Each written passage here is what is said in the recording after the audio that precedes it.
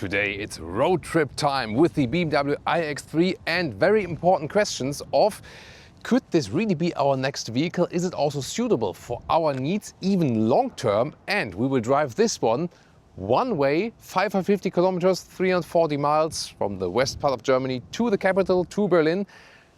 One way, like a combustion engine. So we're driving this electric SUV, just don't caring if it's electric or not. As for the speed, also really drive very fast, left lane and so on. Then do a charging test. Does it work very well as well? And on the way back, actually, we go the other approach, drive more efficient and see if we can maybe even score that length, that long road trip without charging. So very interesting things here today, and also the iX3 here in the base version. So really close to that 70,000 euros entry-level version with the big battery here already, but no M Sport and hardly any extra equipment. And very important, the smallest wheels for the best efficiency.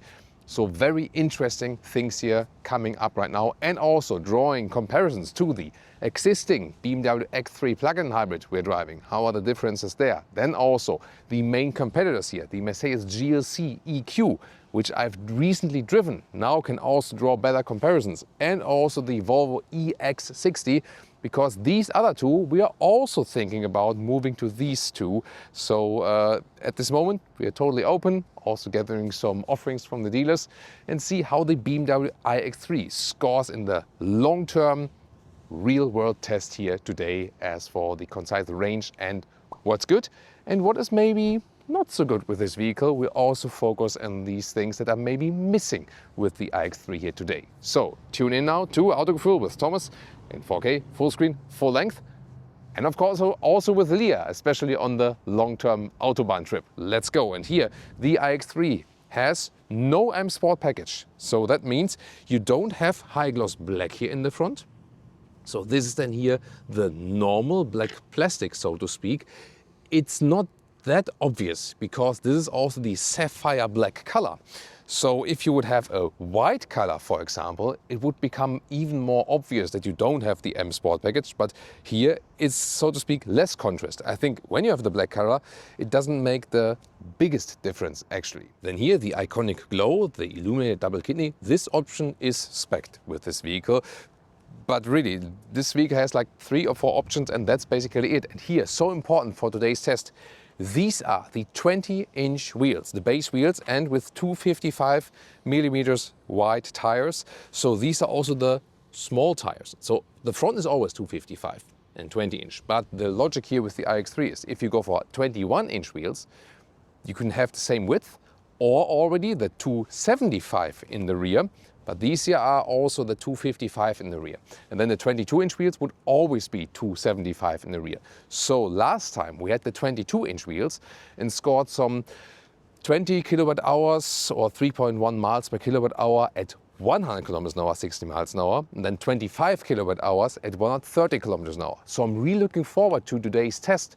How much less consumption can we score with these smaller tires? And will they actually enable us to do this 550 kilometers or 340 miles trip really, you know, like in like driving normal speeds, but without charging? And then, as I said, the first way, really hammering it through on the German Autobahn, really driving fast, and then maybe put one charging test. And also, which trip is faster? You know, is it faster when we go really, really fast? Then charge, go fast again? Or is it actually the same time or maybe faster or, you know, slower when we drive a little bit more efficient but don't charge? So we'll all find out more about that. Then here in the rear, the light signature. This is actually pretty cool. I like it. And by the way, here, this is the full rear signature, and the top part after a while somehow dissolves for, I don't know, energy savings or something. However, the turning indicator, I think, is really, really tiny, too tiny for such a car. And then again, if you don't have M Sport package, you have here the normal plastic elements in the lower part. And this is also high gloss black here, but with the M Sport again, you would have this diffuser style and much more high gloss black. Honestly, I have to say, this vehicle works very well. Also in the base trim, you do not necessarily need the M Sport. And I wanted to show something interesting to you here today. This is here the Wolfbox Megavolt 24 Air. It's a jump starter. That's how you call these devices. And you might know that the most frequent cause that vehicles won't drive anymore in the first place is that the 12-volt starter battery is empty. It works with gas, diesel and electric vehicles, can be used for up to 40 jump starts and is spark-proof. And this has even more functions. I was really surprised because you can also inflate your tires with that. There's a compressor inbuilt. I also used it, for example, on my mountain bike. It easily works because they have these adapters they're coming with it. Even like the small carriage I use, like for goods and so on, could fill up the tires with this. And even more so, normal flashlight, a really powerful one. I use it also when I was changing some lights in the basement. Last but not least, you also have these USB outlets, USB-C in and out and USB-A out. And if you're interested in this helpful device here, in the video description and in the pinned comment, there's also a link you can click. And charging flap is here on the passenger side, in the rear. And on paper, it does 21 minutes, 10 to 80% state of charge, 400 kilowatt DC peak. It's an electric charging flap of this 108.7 kilowatt hour battery. And now, most recent news, BMW has now released the figures of the rear-wheel drive entry-level model with the smaller battery. So the smaller battery is 82.6 kilowatt hours, also recharges from 10 to 80% in 21 minutes. Maximum 300 kilowatt peak. WLTP figure is 635 kilometers. So that's on the official paper like 170 kilometers less. However, it will also probably be a little bit more efficient since it only has this one electric motor in the rear.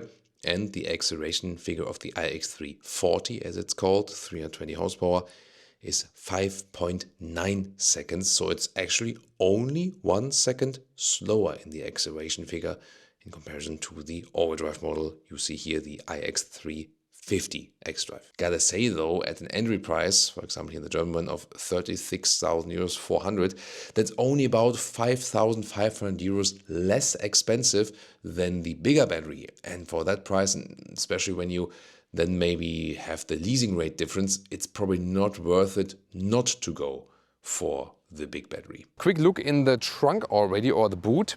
The full measurements you can check out in the other reviews we have, like we have three other videos meanwhile. Here I just want to show you our travel setup. When we push here the cabin trolleys and the backpack all the way to the back, see here how much fits in the trunk, like in a realistic way, and then there's still space in the front, and here underneath we have still, put some like bigger jackets, like warm jackets in case we need them. So you see, even for a family of 4, this will be enough luggage already. And as said, the full measurements and so on, how we can store the trunk cover in our other reviews. Quickly take a look on the interior here, on this spec here today, and then we'll go to the German Autobahn. Classic key fob, or just use your phone with the app, open, close, climate features, remote and so on. And you can see here in... And quickly, new German lesson, alles okay. Alles okay, everything all right. Yeah, it's all right, yeah, like E17. And then here, these door handles here come towards you when you open the vehicle. They're also illuminated, by the way. Yeah, I'm not the biggest fan of it. We had this topic for a very long time already, and in China they will already offer a new solution because they will forbid this solution. Then here, dog turning sound. That's fine. Yeah, it's strange that we had some vehicles where it wasn't that good, but with this one, it's actually pretty good. So, and then here inside, this is the red interior. You don't have to go for it one, different styles are available, but here already soft touch in the doors and so on, and it's better interior build quality than the BMW X3, for example, and classic controls here of the window levers. And here, this is the electric one, but also the manual release in case. Not covered here at the inside of the door, so I would wish for some fabric here, definitely. That is missing. Then the entry sill badge right there, and once again the red interior and the steering wheel. This is base steering wheel. We haven't seen this one. Vertical spoke. Not everyone is a fan of it. This one without the perforation, but these are great. Here, like, you can grab in like this. That makes so much fun while driving. And then illuminated buttons, for example, to activate the automated parking and so on. Option, you can get the sport steering wheel, then here with perforation and a little bit thicker vertical spokes. And optional, you can also get the spokes here with the M Sport steering wheel, also with perforation. The latter one we would probably pick them because it looks most normal.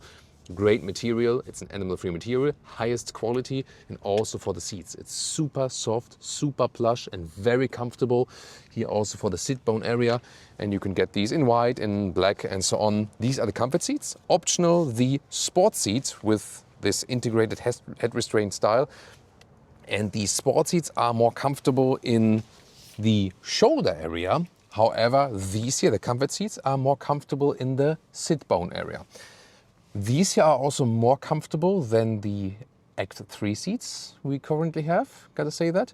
And as a base version in Europe, you could also get the fabric seats, which is also a good idea. They look cool, and at this moment, they do not offer seat ventilation for the iX3 yet. They are working on it. It will not come with the next facelift or something. It will come with a model year change, but we don't know exactly yet which model year it will be. My estimation would be maybe someone in 2027. That would be my estimation when it happens. We'll keep you updated with that, because at this moment we also think, hey, why should you switch from an X3 plug-in hybrid where we have seat ventilation to an iX3 where we don't have that? You know, doesn't make sense. But the demand already showed them that they have to retrofit this then very, very soon. And yeah, I really have to say, in comfort, the seats, class our segment leading, because better than the X3 combustion engine. They are also more comfortable than the ones in the GLC EQ.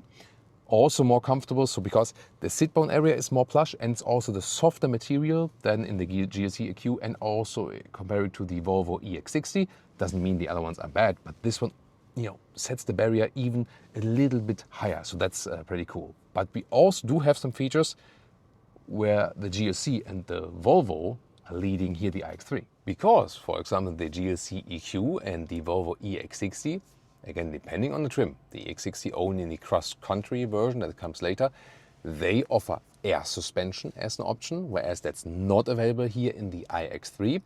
We are waiting the adaptive suspension at a later stage. However, the base suspension here is also very good, but it doesn't deliver you like this very soft driving comfort what you would have with the GLC EQ with the air suspension, or the EX60 cross country when you can order it. The ordering times, you know, are very, very long for the EX60, even longer than here for the iX3 at this moment, because there's also been like such a high demand for this car. And also the Mercedes and the Volvo sound systems are better. Mercedes has the Burmester optionally, and the Volvo has the optional Bowers & Wilkins sound system, and they are indeed better than even the optional Harman Kardon sound system we have here in the BMW iX3. So you see, all these vehicles have their distinct features. Yeah, GLC EQ also has rear axle steering as an option. That is such a helpful feature. However, we're going to say here in the iX3, better to maneuver than the X3 plug-in hybrid, because the wheels turn in more, so you can easier ease this vehicle around tight areas than the X3 plug-in hybrid. Also a very interesting finding. From the cockpit layout, Mercedes, Volvo, BMW, all very different. But I think the good approach here is that this panoramic vision, which is on the one hand futuristic, but it gives you the long focus for the digital instruments. This one is also not equipped with a head-up display. You could optionally get one, but it looks actually cleaner, and because it's far away, I don't actually need a head-up display. Leah just said, I would still like one. She could still get one if she wants, no problem. And it's also in the package together with the Harman Kardon sound system, so then we would anyway get this one, you know. Yeah, and then here the infotainment system moves closer to you. That makes it easy to change the temperature, even though it's sadly not physical. It's easy to reach, you know, close to the steering wheel. Whereas with the Mercedes, everything is like together in this area. So you have close focus to the digital instruments, and the infotainment unit to change something is also far away then. It's interesting. And Volvo again is something in between, so to speak, you know. So very interesting, these different approaches. And here definitely the build quality is better in comparison to the BMW X3 combustion engine. Also here everything is covered and so on. We have fabric insets here. In the i3, the sedan, you will get the leatherette covers here, except in the M Sport trim. But then in the M Sport trim you can optionally go back again to the leatherette cover. I also talked to the project leader of the Neue Klasse and said that you guys gave the feedback, hey, you also want some leatherette insert for the iX3, and he said that, yeah, it's a good point. They'll note that down, and maybe this will also then change for some model year update or a facelift or something, that you can then also get the leatherette surface. It looks nice, it's also cool, but some customer wishes are of course a little bit different. Headroom here with 189, 602, no problem. And then here it's also soft for your elbow, some space underneath, but not too much actually. And in the front, inductive charging left side, cables are on the right side. For me, really the best things about this one is I think I like the cockpit layout, like the logic, and the best seating comfort. And then, as I said, the Mercedes has the advantage that it has like most features, like with air suspension, rear axle steering. That one already offers the seat cooling, but not for all seats. For example, if you pick the microfiber or the fabric seats, it's not available, just like if you go for the Article leatherette. And the Volvo, also pretty cool with the different battery choices, also large battery available, whereas the Mercedes has the smaller battery, the smallest of these three actually, if you compare the biggest batteries each. So you see, it's getting really tough, but these three, I really like this trio, you know. So we'll also check out the offerings from the dealers, what leasing rate they can give us, and then also decide probably about these three. Unless there might be from some of these three manufacturers a bigger vehicle coming up. But which is secret so far. Guess in the comments. We are not allowed to talk about this yet. But there might be something else coming up, and we'll keep you updated with that as soon as possible. Quickly just step into the rear. I think Leah has already prepared some drinks and some food for us, so we'll get this one on the front seat. So quickly to the rear, that you can see how much space we have here. There we go.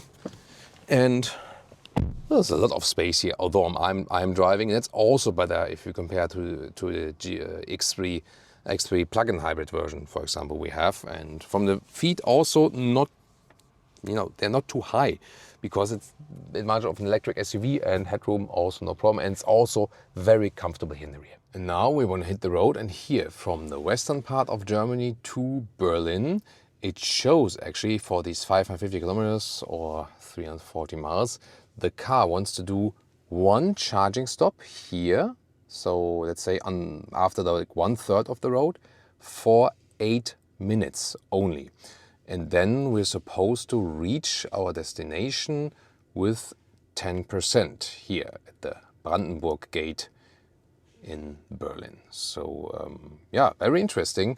This is the first approach what the car is suggesting. Doesn't mean that you have to do it, but you could. And here, let's see how easy is this automatic parking feature. I just pressed once here on the left side of the steering wheel, and then I can switch it here actually between the different parking slots here. Let's maybe this or maybe this, and then just like this, release the brake.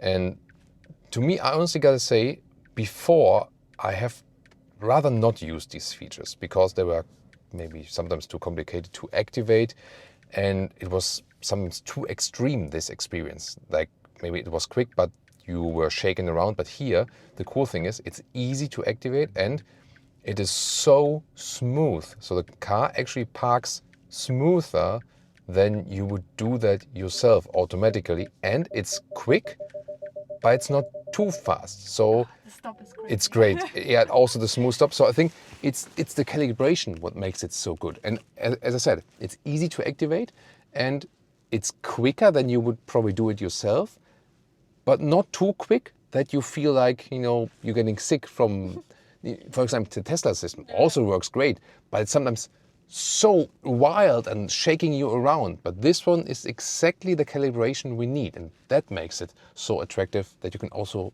like want to use it. And very important now, here personal assistant, then routines, and then begin of the journey. You can set the EU speed chime warning to off, that it always, you know, is off. You have to confirm it soon. I'm going to show you. Or for example, that seat heating is or steering wheel heating is on when you start the vehicle. So you can do that, yeah, even on different levels. And how does it work? So when I just start the vehicle basically, and then when I just hit the brake there in the front in the panoramic vision. There we go.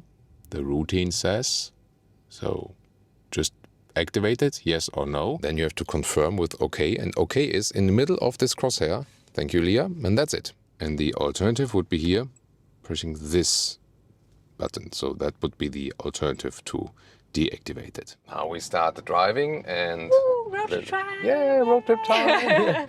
A little bit of city traffic and so on. And before we go to the motorway actually, and I mean, it's not a too large vehicle. It still fits in here in the traffic and it's super smooth. The thing is that suspension-wise, yes. It's a little bit rough and sporty. Yeah. Still a bit sporty and rough. In comparison, for example, GLC EQ, where you could get the air suspension, that's more like a floaty ride that drives better in that way. But 20-inch wheels, pick that one. Yeah. Definitely. Definitely, it's better. Yeah. Yeah, because last time we had 22-inch on the iX3, and here with the 20-inch, it drives way better. Yeah. More smooth, more comfort from the wheels. Then because here we have the standard suspension, the adaptive suspension available later. And also if we compare the X3 plug-in hybrid, we have the adaptive suspension and 19-inch wheels. This one is still a little bit rougher with 20-inch wheels and standard suspension. But this one still drives much better than the X3 combustion engine. Yeah. You feel one with the vehicle. Yeah, that's a feeling that's crazy. Yeah. Yeah, it's like here the steering wheel. Yeah, you have good, and how good you grip can on, grab it. That's really nice. Yeah. And something like the acceleration and the stopping process is so extremely smooth. Everything flows, kinda, you know. And you, as Dia said, you feel one with the vehicle. With a lot of other vehicles, like you do something and then you lag behind with your body, basically. But here, it's like, you know, I do this, and the car and the body does the same movement at the very same second. And you feel it both as a driver and also as a passenger. That's really amazing. And also here, this very elaborated assistance systems. We are in the construction site here now, so let's see what the car does. It also stops automatically at the red traffic light, by the way. You're still responsible, but it does do that.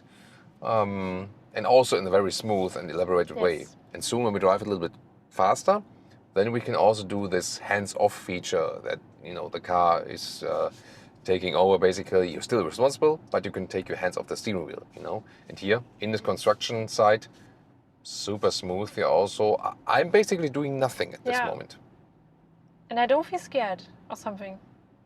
Yeah, I feel safe now. Yeah. It's crazy and how sometimes you feel very unsafe when some vehicles are shaky then, and Now the speed is being recognized, like the increased speed, automatically adjusts the speed.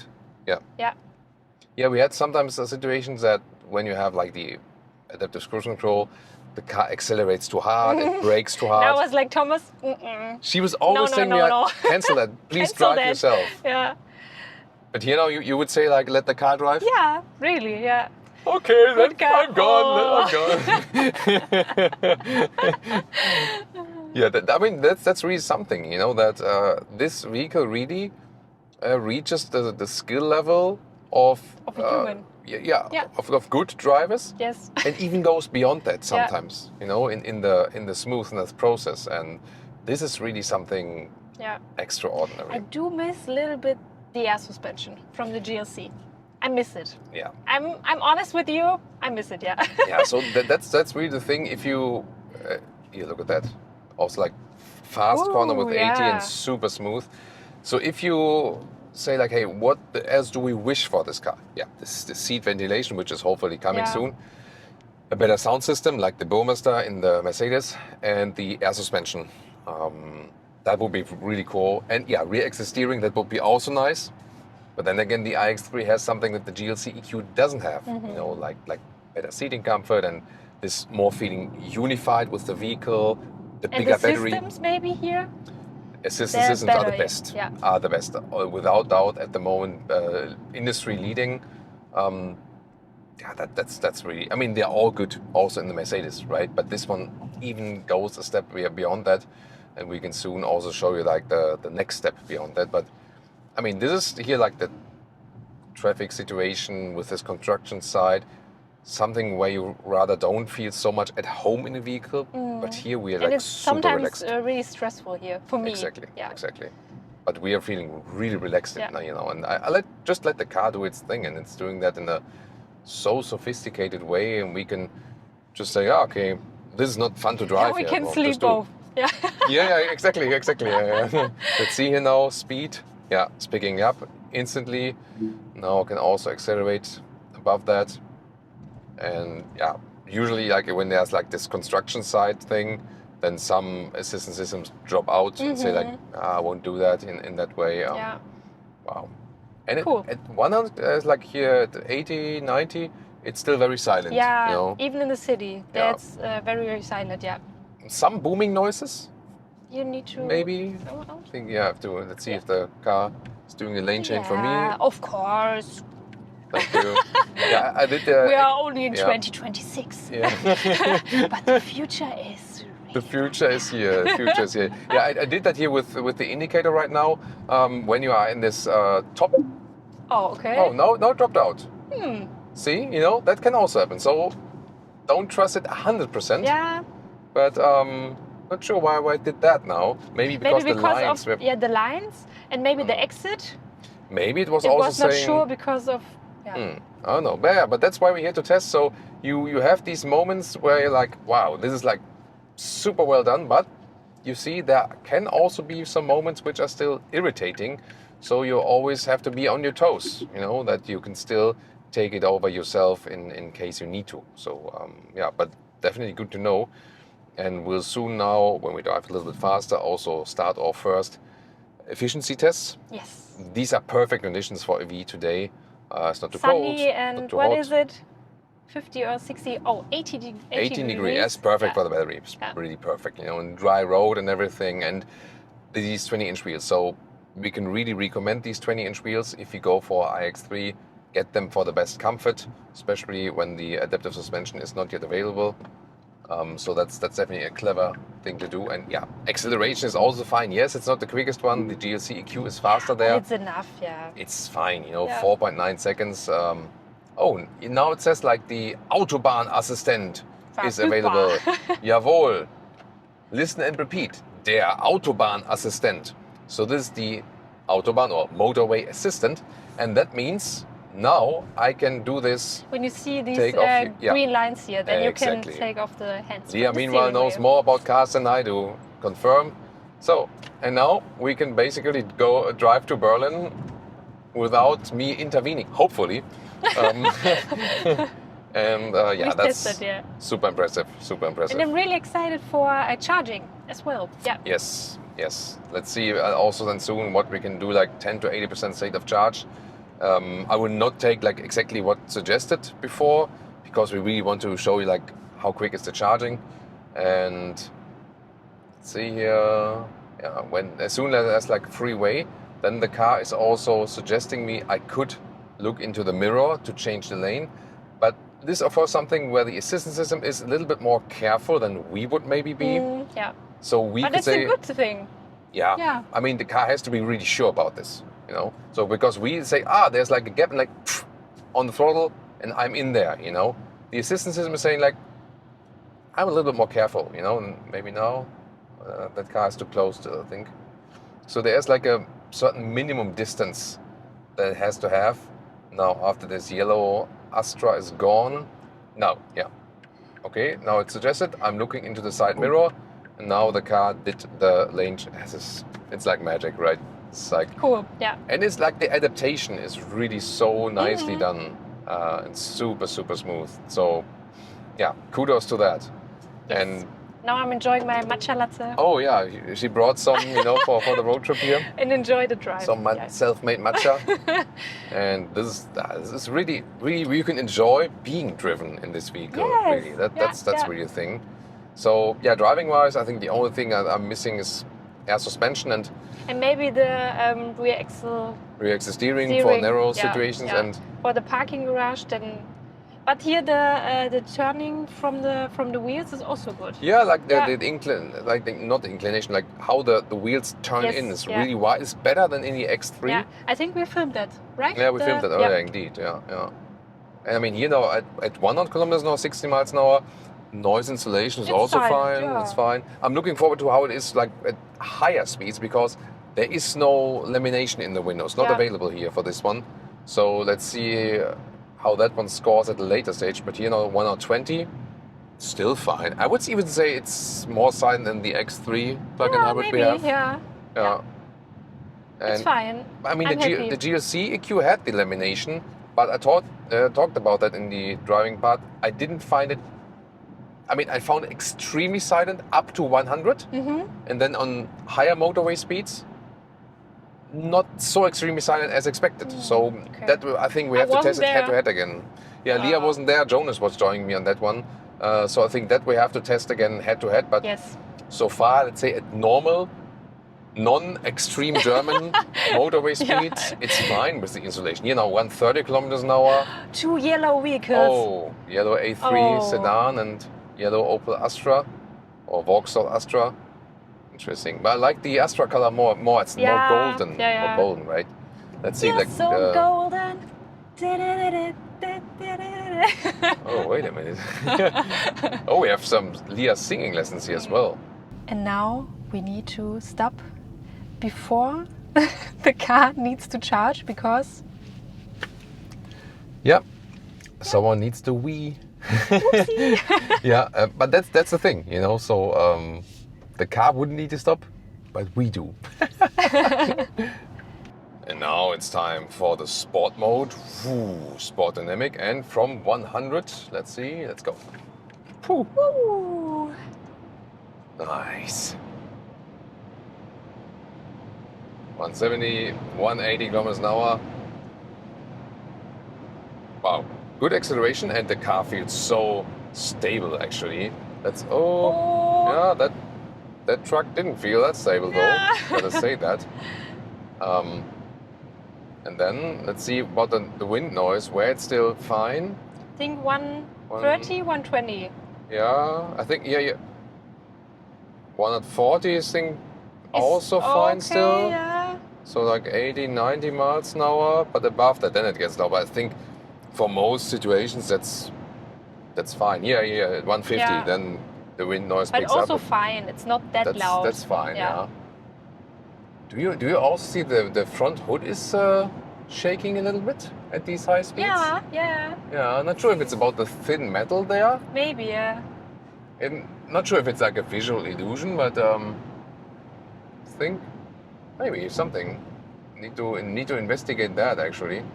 But besides that, if you don't look at that, the car is really, really stable, extremely stable, like from the chassis and so on. And so you can easily, I mean, it feels extremely safe also here when I'm doing a lane change and 160 kilometers an hour. Wow, yeah. Wow, I mean, it's cool, yeah. It brings you so much calmness even at higher speeds. That's and now really the steering wheel is crazy. Cool, right? With the that's here inside. Great control over it. And yeah, and Leah also is super relaxed here. Yeah. Even at the higher speeds, that's good. And now here, braking. Smooth on the brakes. I mean, this is still recuperation then, right? So in most situations, you don't need the friction brakes. And also here again, I was at really high speed. Then I need to decelerate quite a lot. But that still wasn't applying stress on the body, you know? And so, yes, there's a big battery in here, but you don't feel the extra weight from the battery it's not at all. that usual... It's not the heavy electric car feeling. Yeah, right, yeah. That's crazy. So it handled so well. It feels so nice and so calm. Yeah, maybe a little bit calm at very high speeds. Could be, yeah. That could be something, you know, when it's on our wish list. Yeah. And yeah, since you don't have the air suspension, you don't have the floaty ride. But then again, this rather little bit stiffer ride is of course driving fun. And for agile driving, it's also good. Yeah. And it gives you a lot of... And for my stomach as well. Yeah, that's the thing, you know. I mean, yes, it doesn't shake, you know, it doesn't do the waves then, but then again, you're being kept, you know, in the vehicle, and also at higher speeds. You're still totally one with the car. Yeah. All right, first charging stop. And car brings us to... Yeah. So, putting a BMW now at the Mercedes charger. Why did we stop here? Well, we are at 15% of the battery now, SOC. But this was the closest charger now with 400 kilowatt. And this is very important. So there we go. Because this one can do 400 kilowatt. The car was also suggesting us one with 300 kilowatt, which would have also perfectly worked, you know, but we want to show you, of course, like what's the maximum stuff the car is capable of. We have put also this charging station in the GPS. I mean, we have been driving the motorway, the Autobahn now for a couple of hours, but still there's then the additional preconditioning, and let's now see like how fast we can charge, like 15 to 80%. And here, Wow. just directly jumps to 399 kilowatt. I mean, we plugged in at 15% and just, you know, we were recording the German version also, and then it just hops on so quickly. Wow, 401. That's crazy, crazy. And we will also take a look now here at the Ladedauer. That's like the time. And then, oh, it says even prediction here, 19 minutes to 8. This is the current prediction. So let's see about that. So we have to go here again that we don't lose this statistics. Wow, that's a great result already. And if it's getting cold, it's getting a little bit chilly now, you could just get in the car, you know. You could, but But you can also be outside and I have a heater here. use this here as an outside heater. So if you want to enjoy like the view here, evening light or something, and want to stay outside, you can just stay here, and then it's really like an outside heater in a restaurant or something like that. You know, like, yeah, that's pretty cool, right? You know, watching the charging curve. So here we had our peak, you know, 400 kilowatt peak. Now we've dropped a little bit towards 300 still. I mean, that's still pretty cool. So if you go back here at 43% and still over 300, there we go. So over 300 kilowatt at 44%. So yes, you cannot hold the peak all the time, but this is already pretty cool. And maybe even more impressive, look at that. In here, 6 minutes, soon 7 minutes, we have charged, there we go. Yeah, it always jumps back. So in about 7 minutes, we have charged 38 kilowatt hours in 7 minutes. And here, next important info, at 65%, it's still remaining over 200 kilowatt. And here, in about, yeah, it's always the same, that it switches in that moment. So 12 minutes, we have charged 58 kilowatt hours. So in 12 minutes, 15 to 66%. Now it dropped below 200 just, but that's really impressive. And here, look at the so far average, 280 kilowatt average so far. And I mean, we're almost at 70%, and this is the average charging here at 280 kilowatt. That is crazy. I think Leah is hiding something. Okay, back there. Yeah, yeah. It's still funny, you know, to have this, you know, Mercedes charging station in the BMW. Yeah. Maybe we should go with the GLC EQ then to a BMW charging station. Yeah, maybe. Are there dedicated BMW charging stations actually?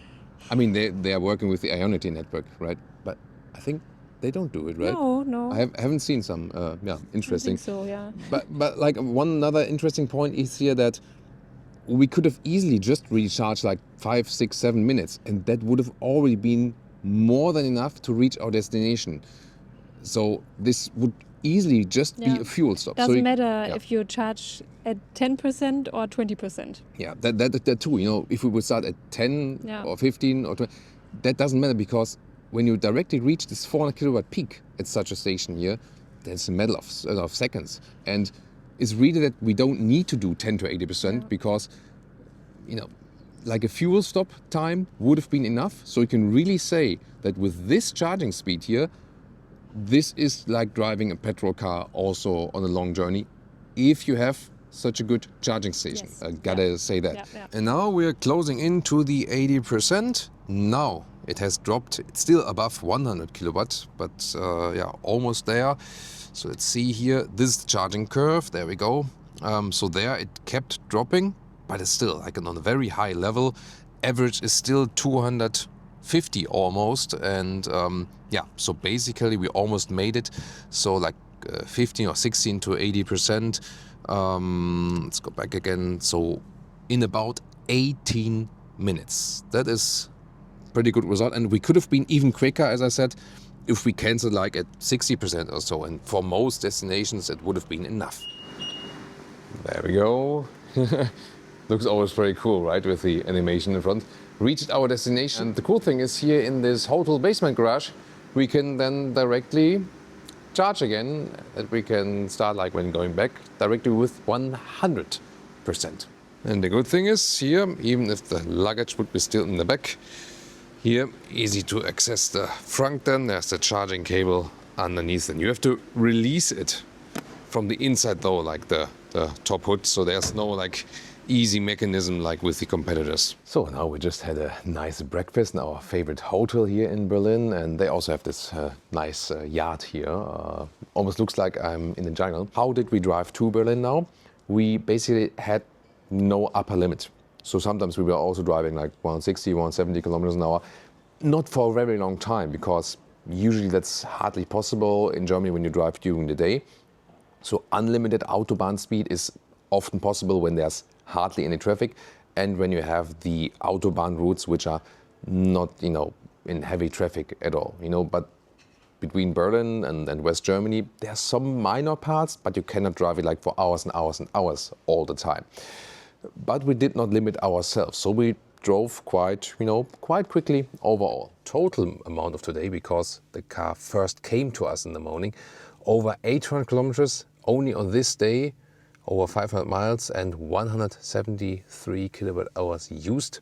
And the total average then is here about 21 kilowatt hours on 100 kilometers, so like 3 miles per kilowatt hour. But we started with these consumption tests that we can also give you an insight on that. And the interesting thing here was now, last time we had 22-inch wheels and it was a little bit colder. Now it was a little bit warmer. It's still, the sun is right out now. Yes, it's sunny, but it's still cold, so but it's not that warm. But still, the difference then between cold and high temperature or higher temperatures with the electric vehicles is sometimes people forget that the air is more dense in winter times and in summertime it's less dense.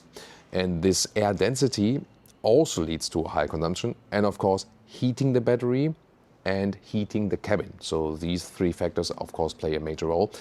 But here is also a big point that we had the 20-inch aero wheels. And overall then, the consumption difference was huge. And that was really surprising to me. So last time we had at 100 kilometers an hour, 20 kilowatt hours consumption with the 22, and at 130 kilometers an hour, 25 kilowatt hours. This time we had 16 and 22. So we had 4 kilowatt hours less in the first case and 3 kilowatt hours less per 100 kilometers in the second case. So here with the 20-inch wheels, at 100 kilometers an hour, 60 miles an hour, 16 kilowatt hours per 100 kilometers. That's extremely efficient. That's awesome. That would mean at that speed, a real world range is like 3.8 miles per kilowatt hour, the consumption, real world range of 680 kilometers or 425 miles at 100 kilometers an hour, 60 miles an hour. That's really amazing, especially for an SUV. And then at 130 kilometers an hour, 80 miles per hour, we had 22 kilowatt hours per 100 kilometer or 2.8 miles per kilowatt hour. In that case, real world range of about 500 kilometers or over 300 miles at 130 kilometers an hour or 80 miles an hour. That's really cool. So great results. And I have these, like the exact consumption data, and that you can also compare it to the 22-inch wheels. I put it also in the video description and also in the data comment that you can read that. But clearly the message is here. If you buy this vehicle and really want long range, you have to get the 20-inch aero wheels. It makes a huge difference, definitely. And I think you will have more fun driving this car longer than you have fun looking at, maybe the larger wheels look better or something like that, So this is a very crucial finding here today. And definitely for us is if we buy the iX3 as the next one after our X3 plug-in, we would definitely go with these 20-inch aero wheels because we appreciate that we can just go, and go. And that also works at some higher speeds. So that is really, really astonishing. So wow, really, really impressed with that. And based on that now, we can really say we can try to go the way back. Let's say we limit ourselves to maximum 130. That doesn't mean that the average will be 130, because that wouldn't work. But that, you know, in cases where we can drive 130 kilometers an hour, 80 miles an hour, we'll do it. And pretty cool, we can even park and charge directly at the Brandenburg gate. So with the basement garage here for the Adlon Hotel, very famous hotel. We're not in that hotel, it's too expensive. It's also very expensive to park here, but at least you can also charge here, that's good. Unless you have a petrol Ferrari or a petrol Rolls Royce, then you also just block the charging ports here. So yeah, that is a very good example of what not to do. Yay, we are here! We made it. There it is, the next gate, the Brandenburg gate, the, listen and repeat, Brandenburger Tor, which means Brandenburg gate. Yeah. That's an easy one, right? And only with one charging stop. Only one charging stop, and even that one could have been shorter, actually. So everything, especially because of the assistance systems and so on, was really relaxing, actually. So no problem at all.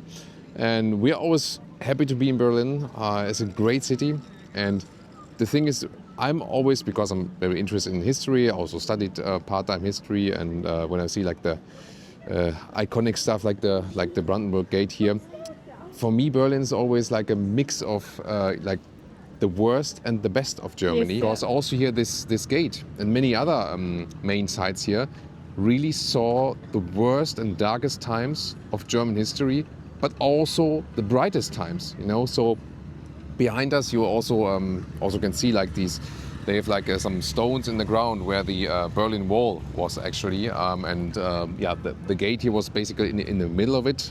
Also divided then these two countries for 28 years, from 1961 to 1989. Well, that was where the wall was dividing. It was divided even longer, but 28 Thomas years. is also my history teacher at home. Yeah. Yeah, so the wall was for 28 years, and really like families were separated, and the one side living under dictatorship, and that's what was a really tough time. But at the same time, you know, so from here also like the fate of the world was connected to this city here, and that's what it's making so interesting.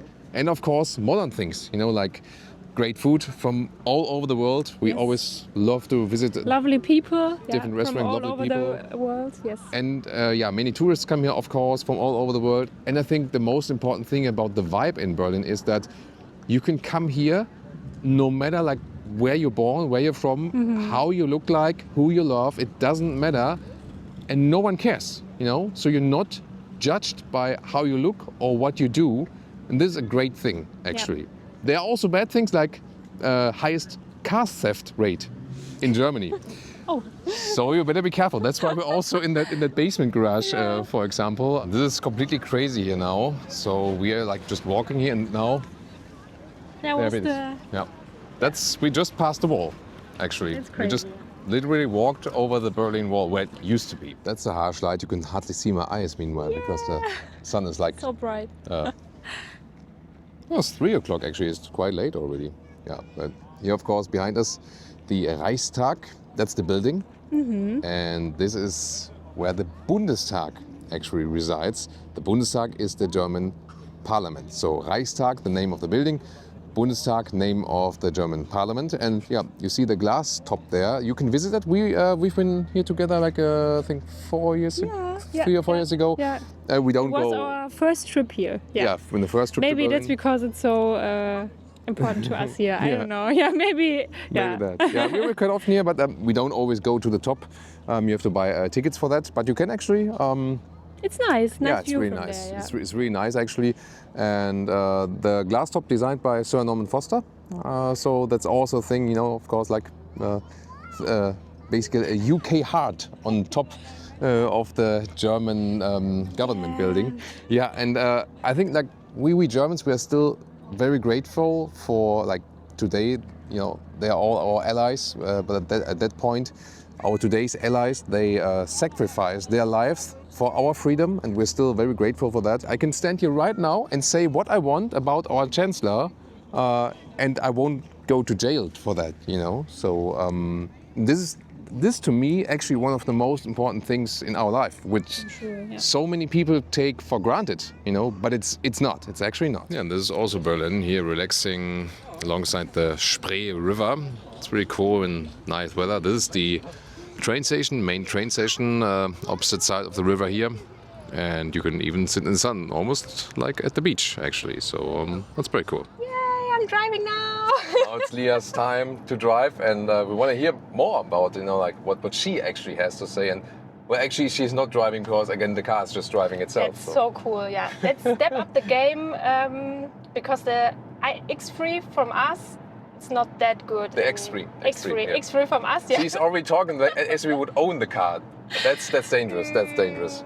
I want that one here. It's really cool. So you think it's better than the X3 plug-in hybrid? Yeah. Comfort is, I think, better in the GLC because of the suspension, because of the air suspension. But here, when the road is even and everything is fine, then you don't care about it. But yeah, would be cool if you had it. Yeah, potholes, cobblestones, and the suspension is a little bit roughy. But then again, you get this unity of driver and car. It's sporty in the corners. That's cool with the steering wheel here with the thumbs in it. Yeah, I'm a little racer. She's actually driving faster than I do usually. You wouldn't expect it, but it's true. It's true. Busted. And now lane change.